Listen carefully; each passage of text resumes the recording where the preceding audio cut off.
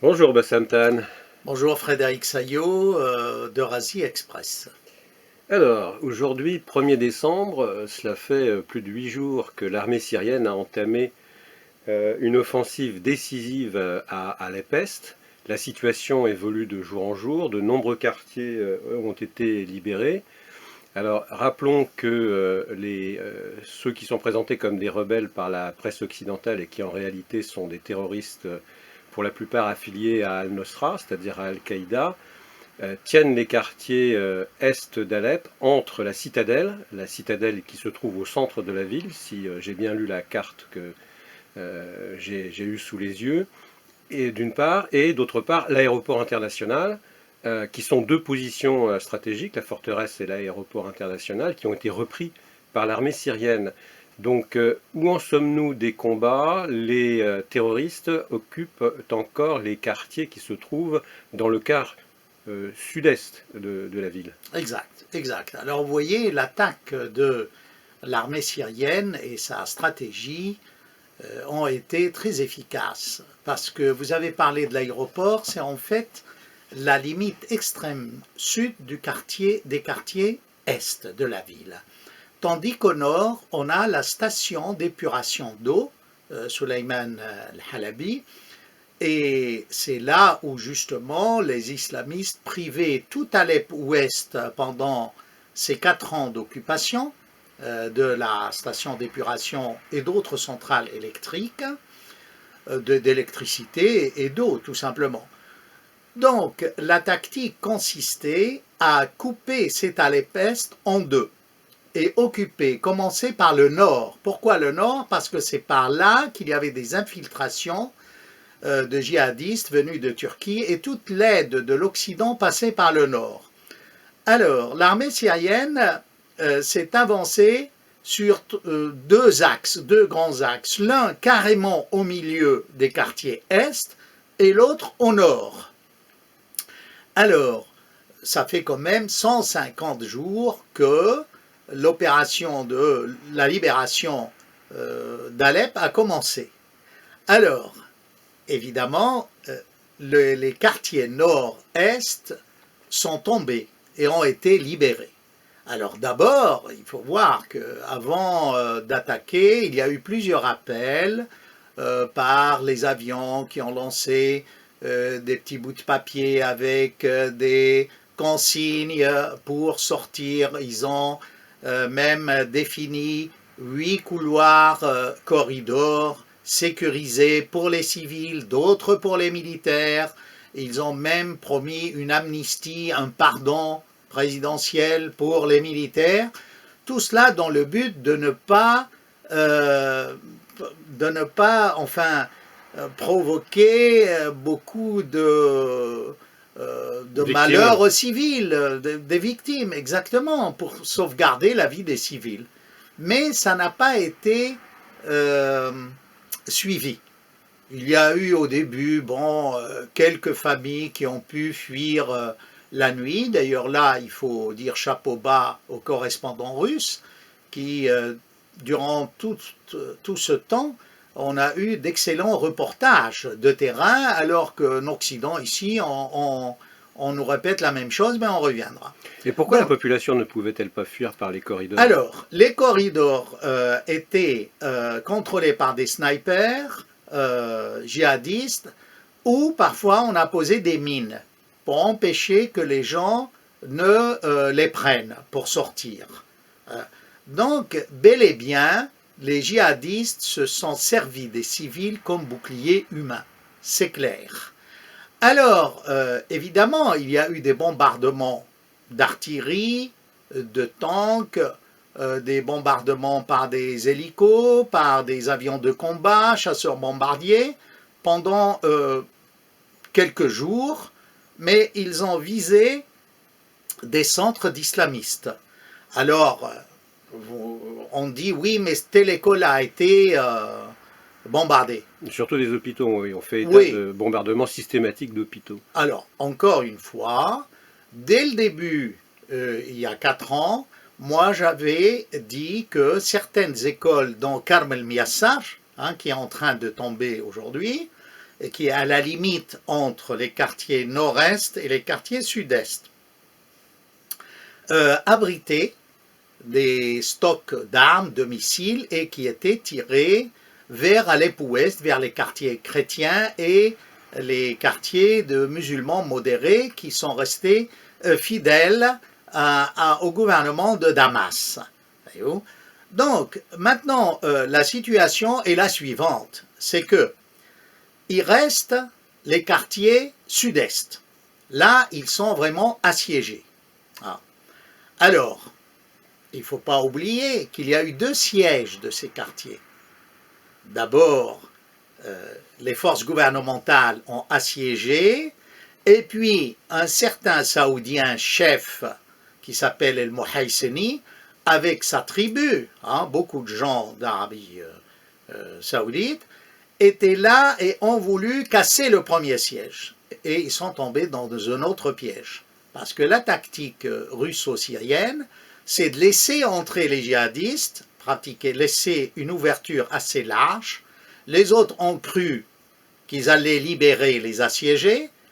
Ces mêmes qui venaient libérer ont été à nouveau assiégés de l'extérieur. Donc on a eu deux sièges, si vous voulez. C'est la tactique du chaudron.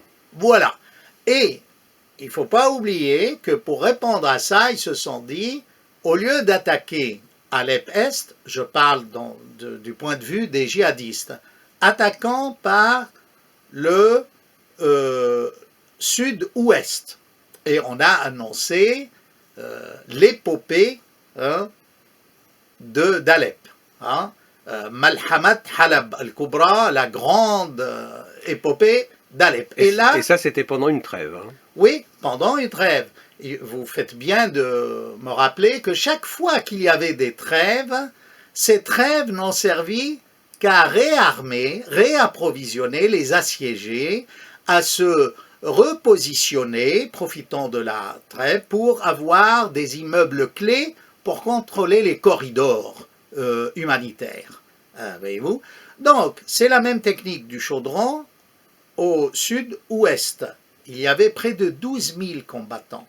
5 000 ont attaqué. Et évidemment, les Syriens, l'armée syrienne les a laissés entrer. C'est vers Dahiyat al-Assad, n'est-ce pas? Ils sont entrés, puis on a refermé et ils ont été bombardés. Et là, il n'y a pas eu beaucoup de civils de tués, parce que dès que les djihadistes se sont avancés, les civils se sont retirés avec l'armée syrienne. C'est aussi une tactique pour éviter qu'il y ait des victimes parmi les civils. Donc maintenant, où on en est? On a ces quartiers sud d'Alep entre la partie déjà libérée, n'oublions pas qu'il y a plus de 20 000 civils qui ont pu quitter ces quartiers libérés, et près de 90 000 également, mais qui n'ont pas quitté, qui sont restés dans cette partie que tient maintenant l'armée syrienne. Donc, si on considère qu'il y a à peu près 250 000 civils dans Alep-Est, près de la moitié, ou peut-être plus de la moitié, sont déjà en sécurité.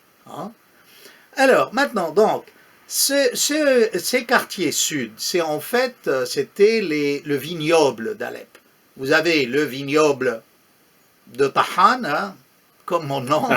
À côté, vous avez le vignoble de Miassar, puis ça se termine par le vignoble de Jazmati, le cordonnier. Donc, on voit du vignoble du meunier jusqu'au vignoble du cordonnier. Et ces vignobles, maintenant c'est de grands quartiers d'Alep, l'ancienne ville, si vous voulez. Il y a de très beaux immeubles encore qui restent de cette période. Alors, l'armée syrienne, maintenant, à nouveau, cherche à éviter les victimes civiles. Elle lance des appels à ce qui reste, qui n'a pas été libéré, de quitter. Mais, oui. Puis-je vous poser une question, Bassam Tahan? Vous avez fait état du fait que dans la partie ouest d'Alep vivaient les chrétiens et les sunnites modérés. Dans les médias, actuellement, il est fait état de ces départs massifs de population d'Alep-Est qui en effet se réfugient dans les parties contrôlées par le gouvernement syrien pour se mettre en sécurité. Donc dans les médias, il est dit qu'il fuit les bombardements, mais qu'il y aurait aussi dans les projets syro-russes une volonté de remplacer ces populations sunnites qui seraient plus ou moins favorables aux djihadistes par d'autres populations. Qu'en pensez-vous, Bassam? Que pensez-vous de cette version Oui, franchement, ça c'est de la propagande dénuée de tout fondement. Parce que, si vous voulez, des deux côtés d'Alep, Est et Ouest, c'est le même peuple. Et souvent, ces djihadistes, bien avant le siège de leur quartier, envoyaient leurs familles à, à l'ouest d'Alep parce qu'ils savaient qu'ils seraient en sécurité. Donc maintenant, remplacer ça, mais par qui? Où voulez-vous trouver par exemple, vous pensez aux chiites, où trouver des chiites? Il n'y a pas à Alep de chiites. On va les transférer d'où? Vous voyez, ça ne tient pas. Non, Donc franchement. ces mouvements de population sont bien le signe d'un changement radical de situation. C'est une débâcle en Ah fait. oui, c'est une débâcle. Les gens fuient. Les gens fuient. Il y a même un contrôle très strict parce qu'on sait très bien que des djihadistes ont la trouille de mourir, hein, contrairement à ce qu'on nous raconte, et ils essayent d'infiltrer les queues, n'est-ce pas, des gens qui attendent pour passer à Alep Ouest. Alors cela dit, Bassam Tahan, dans les médias russes, il a été fait état de plusieurs centaines de terroristes qui se sont rendus avec leurs armes et qui, enfin en tout cas pour ceux qui étaient syriens, ils ont été, pour plusieurs centaines d'entre eux, ils ont été amnistiés par une mesure prise Oui. par le gouvernement syrien. Alors je vais vous dire qui sont ces gens-là. D'abord, c'était une quarantaine de personnes. Aujourd'hui, c'est entre 500 et 600. Mais ce sont des gens qui ont été enrôlés de force. J'ai des amis à Carmel Miessar qui m'ont raconté la réalité quotidienne qu'ils ont vécue. C'est quoi? C'est vous avez un gosse de 15-16 ans, il est embrigadé par les djihadistes, on lui donne une arme, on lui apprend à tirer, à tuer, sans merci, sans... Et puis après, il ne peut plus s'en dégager. Hein, parce que s'il essaye de fuir, il est systématiquement abattu. Vous voyez. Alors, beaucoup, bon, moi je crois qu'il y a pas loin de 5000 combattants encore, un djihadiste. Il y a évidemment tous les Saoudiens de Mhesni qui n'arrêtent pas de lancer des appels d'aide au monde entier en disant que il faut les aider à sortir d'Alep Est, mais Alors mais justement, en fait, Bassam Tahan, est-ce que vous pouvez préciser en quoi consistent ces forces qui restent à Alep-Est, dans la mesure où il semblerait bon, qu'ils soient bien armés, qu'ils aient reçu des armes notamment venues de l'OTAN, et qu'ils soient encadrés par des instructeurs turcs, saoudiens, mais aussi américains, anglais et de l'Union européenne? apparemment, les instructeurs seraient des officiers à la retraite pour certains pays. On en a la preuve. Maintenant, pour l'armement, comment on sait qu'ils ont des armes de l'OTAN? Vous vous souvenez, on avait discuté il y a quelques semaines de la prise du camp de Handarat qui surplombe Alep Est. C'était il y a de ça un petit mois. Et là, les islamistes ont dû quitter le camp. C'est un camp de Palestiniens au départ, hein, de réfugiés palestiniens. Handarat qui est situé un peu en hauteur. Ils ont dû quitter à la va-vite. Hein, et là, qu'est-ce qu'on a découvert? Des armes de l'OTAN, justement. Ils n'ont pas pu emporter avec eux des armes qui témoignent de l'origine de tout cet armement. Vous voyez? Alors, qu'est-ce qu'on a? On nous dit que ce sont des Syriens. Je ne pense pas. Vous voyez, la majorité de ceux qui restent à Alep Est, ce sont des étrangers. Alors, du monde arabe, et puis beaucoup du Caucase. Bon, il y a des Tchétchènes, il y a des... Mais quand on compare le quartier sud-est d'Alep avec Idlib, à Idlib, il y a beaucoup plus. Il y a il y a peut-être beaucoup plus que 10 000, quelques dizaines. Parce que, au total, si vous voulez, l'armée des djihadistes aujourd'hui en Syrie, toutes régions confondues, il y a 150 000 combattants. C'est énorme. Hein. Et en face, l'armée syrienne aujourd'hui compte 150 000. Mais l'armée a été épaulée par ce qu'on appelle les volontaires civils, et qui comptent même peut-être plus que 150 000. Et ça montre l'adhésion du peuple au gouvernement de Damas. Hein. C'est pas des, vous voyez, c'est pas des gens, non, c'est des volontaires qui se sont portés volontaires. Il y a des gens qui ont fui. Alors, on nous dit, ils fuient, il y a des, vous voyez, il y a combien de millions à l'étranger. Mais moi, je comprends ces Syriens. C'est un pays en état de guerre, il y a beaucoup de morts, et puis le monde entier s'est allié contre ce petit pays qu'est la Syrie. Alors, et jusqu'à maintenant, on continue de dire on veut renverser Assad. Hein. Oui, alors on va revenir tout à l'heure sur les déclarations, les dernières déclarations d'Erdogan, mais avant cela, Bassam Tahan, Alep est sur le point d'être libéré, c'est tout de même une bataille, cette bataille d'Alep qui dure depuis 5 ans. 4 ans. 4 ans. En 2012, si vous voulez centrer. Pour quelle raison le monde entier se bat-il pour cette ville? Première question. Enfin, voilà. Pourquoi, pour quelle raison? On a déjà abordé le problème. Vous vous souvenez, Alep a une importance capitale. Même au début du siècle dernier, Alep était beaucoup plus grande que Damas. Au niveau de nombre, infrastructure. Et puis Alep, bon, historiquement, c'est le plus grand carrefour du Proche-Orient. Hein. Le premier consulat français au monde, ce fut le consulat d'Alep. Voyez, les premiers commerçants français, si vous vous référez aux archives de la Chambre de commerce de Marseille, hein, vivaient à Alep. Ils ont même les Vénitiens, les Italiens, ils ont leur chapelle dans les souks. C'est la route de la soie. Hein. Alors, à l'époque moderne, évidemment, c'est le poumon industriel, économique de toute la Syrie. Parce qu'elle reçoit tous les produits du nord de la Syrie, et là, une porte vers la mer, une porte vers l'intérieur, vers la Turquie, c'est très important. Alors, comme toutes les villes, que ce soit Homs, que ce soit Hama, que ce soit la banlieue de Damas, que ce soit, n'est-ce pas, tous les petits villages qui étaient dans l'anti-Liban, tout cela a été pris par l'armée. Reste cette grande ville. Donc, si l'armée syrienne arrive à libérer cette grande ville, parce qu'il faut dire, ça fait 4 ans, l'armée syrienne n'arrivait pas à venir à bout de ces djihadistes. Et toute l'attention du monde anti-syrien s'est concentrée sur Alep. Il ne faut pas qu'Alep tombe. Il ne faut pas qu'Alep soit libérée par les forces loyalistes d'Assad. Et là, elle est en train d'être libérée. Et c'est une gifle de la part des Russes, de l'axe de la résistance, Russie, Syrie, Hezbollah, Iran, contre l'Europe. Hein, que ce soit l'Allemagne, que ce soit l'Espagne, l'Italie, enfin l'Espagne n'était pas très chaude dans tout.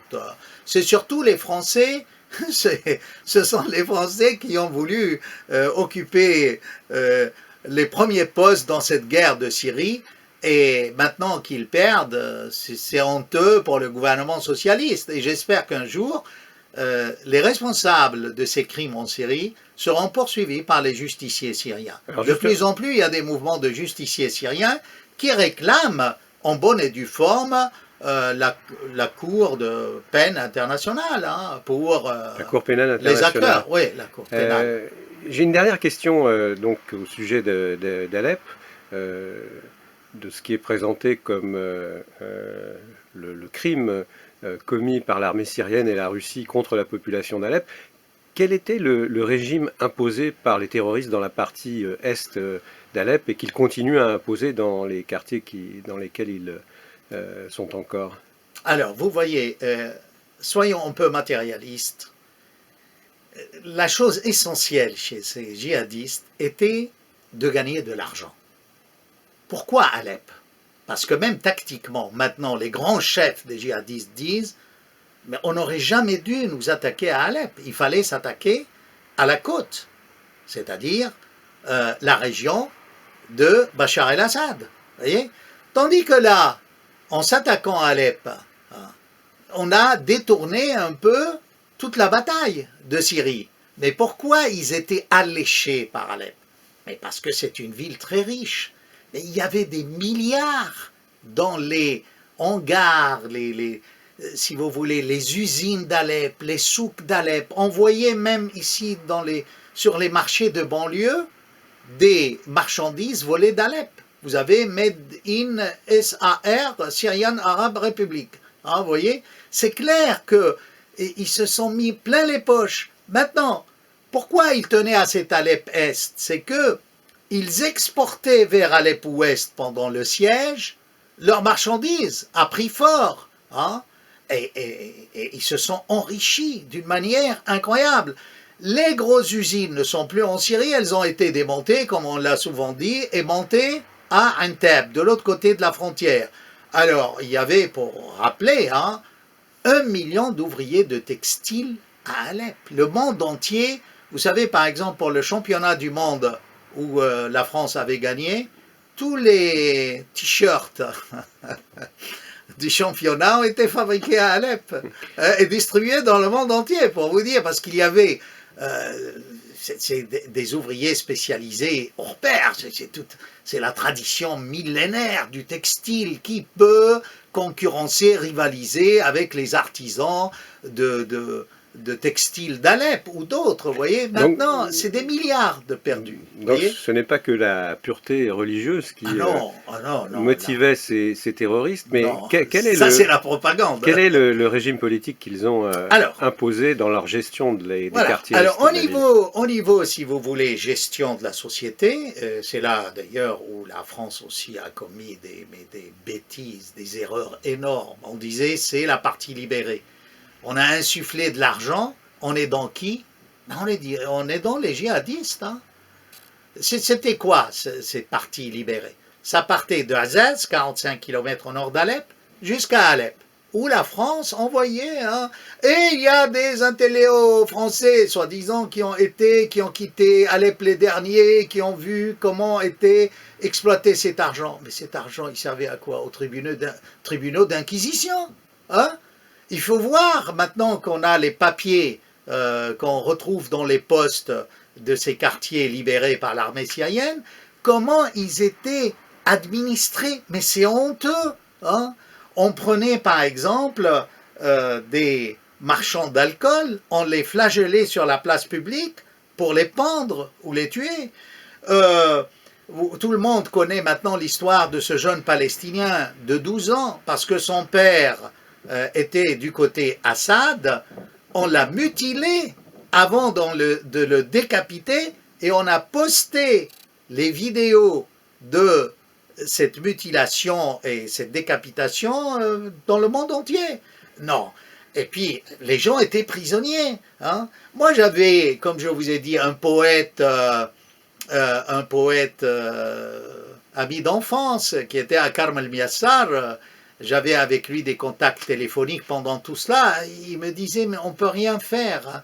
On peut par juste une shikaya, comme on dit, être décapité.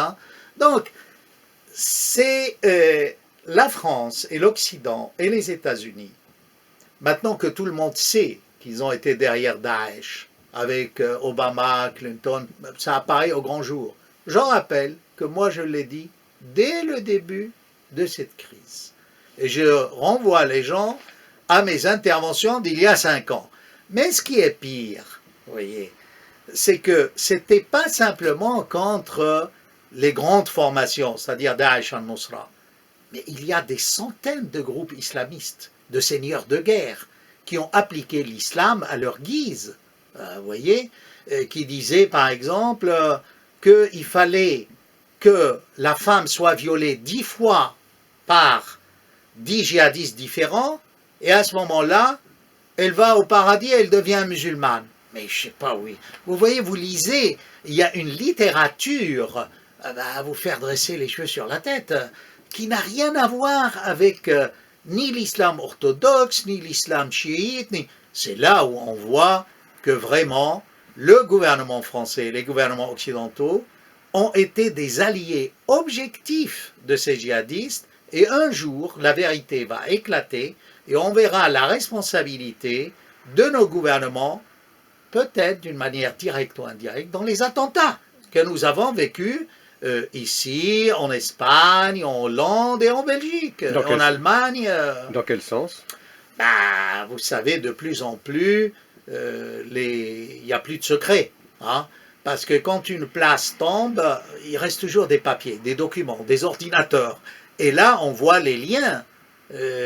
Cet argent vient d'où? Comment ça se fait que la Turquie, pendant ces 5 ans, a toujours fait les virements, effectué les virements vers la Tunisie, vers le Maroc, mais les Marocains sont vigilants. Hein?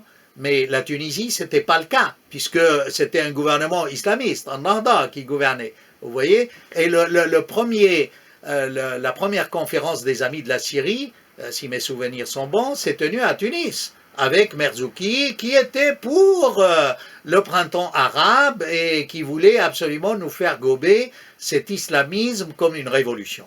Alors, ça expliquerait l'acharnement de la France, qui a demandé hier une réunion du Conseil de sécurité pour demander une nouvelle trêve, voire même une condamnation de la Russie pour son intervention en Syrie. Hier a même été reçu au Quai d'Orsay par le ministre des Affaires étrangères, un soi-disant maire d'Alep-Est, donc le président des conseils locaux d'Alep qui s'appelle Brita Haji Hassan. Connaissez-vous ce monsieur, Bassam Tahal, et que pensez-vous de cet acharnement de la France à vouloir convoquer une réunion pour décider d'une trêve qui permettrait... Vous savez, c'est l'entêtement socialiste.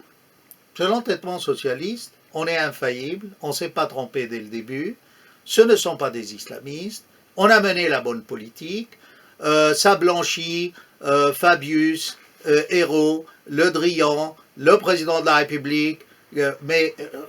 vous savez, un beau jour, on va découvrir tout ça. Hein. On ne peut pas continuer à intoxiquer et à enfumer les médias. C'est impossible, cela. Et là, il y a une idée, c'est que de Mistura même a demandé qu'il y ait une gestion autonome d'Alep-Est, comme à Berlin. Mais il rêve. Alors maintenant, l'Occident va accorder aux islamistes djihadistes un comptoir indépendant en Syrie pour nous envoyer des gens pour nous massacrer ici et commettre des attentats. Non, mais c'est du n'importe quoi. Hein. Enfin, quand est-ce que ce gouvernement va se réveiller? Quand est-ce qu'il va se réveiller? Quand est-ce qu'on va lever les secrets d'État là-dessus? Alors, on a levé un, c'est qu'on voulait bombarder la Syrie, hein, et là peut-être que Hollande va être traduit en justice, je ne pense pas, mais enfin, le scandale a éclaté. L'heure de vérité n'est pas loin et elle va toucher le cœur de tous les Français, je le pense. Et les gens justes dans cette guerre, on les reconnaîtra, et les gens injustes aussi. Eh bien, espérons-le, Bassam Tahal. Merci. Merci à vous.